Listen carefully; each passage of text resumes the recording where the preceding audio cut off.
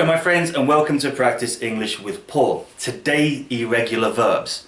Now, are these words really that important to learn?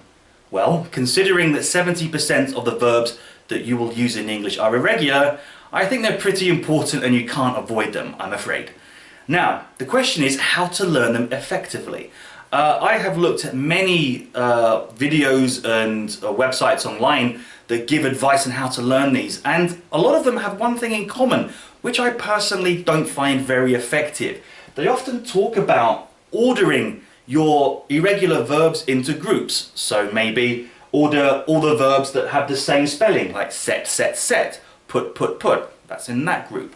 Maybe irregular verbs which finish with N. Speak, spoke, spoken, write, wrote, written, ride, rode, ridden. Put those into a group, etc, etc, etc. Do I find that effective? I think it's more work. I really don't see the point, because a lot of the videos I've seen say categorize the verbs here and here and here. Thank you for watching. Is that it? Well, you know, I can tell you that, you know, I'm a linguist, I've learned German, I learned lots of German irregular verbs, and I never categorize them, and I'm fine. I've never told my students to categorize verbs, and they're fine. So I don't think it's necessary, really. But what I'm going to tell you now is necessary. How to learn by heart. My friends, you can't avoid this.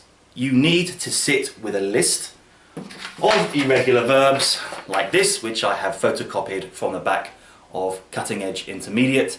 You just need to go through them. The first stage is to get that pattern in your head. You know, see, saw, seen, sing, sang, sung, write, wrote, written, beat, beat, beaten, okay? Until it's like second nature. It's like that. So if I give you an infinitive, like come, come, came, come, see, saw, seen, etc, etc. But be careful with this, the learning doesn't stop there. The problem that some students have is that they remember irregular verbs as a musical pattern, see, saw, seen. So when I ask a student for a particular verb form, like, what's the past of right?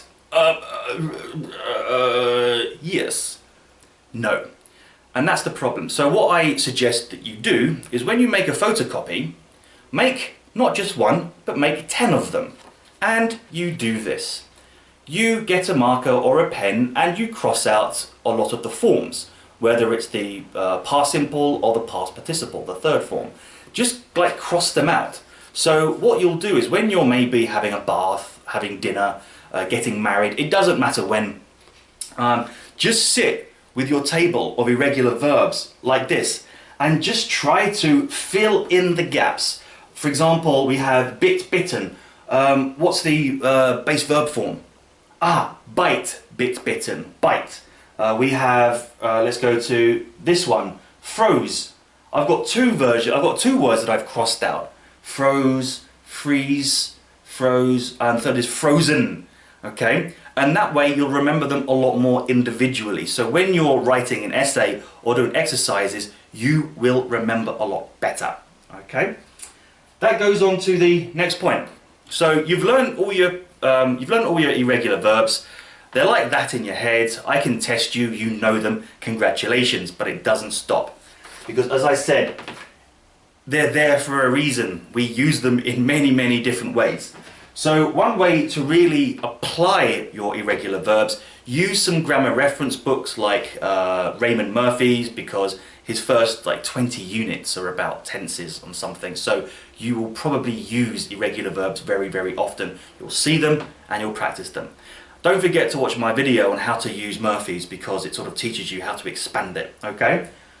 The second idea is much better. Make your own examples. For example, write, I write letters. Wrote, I wrote a letter yesterday. Written, I have written a letter. It's basic, it's very basic. Maybe some of you might make mistakes. It doesn't matter at this stage, because they will sort of correct themselves over time.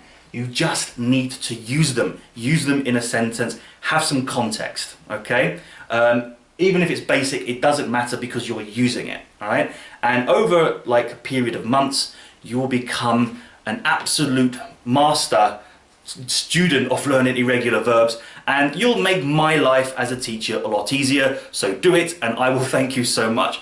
My friends, have a fantastic day. I hope that helped. Thumbs up, write some comments if you have some other ideas you would like to share, like games for irregular verbs, whatever, even though I never play games, but I do activities.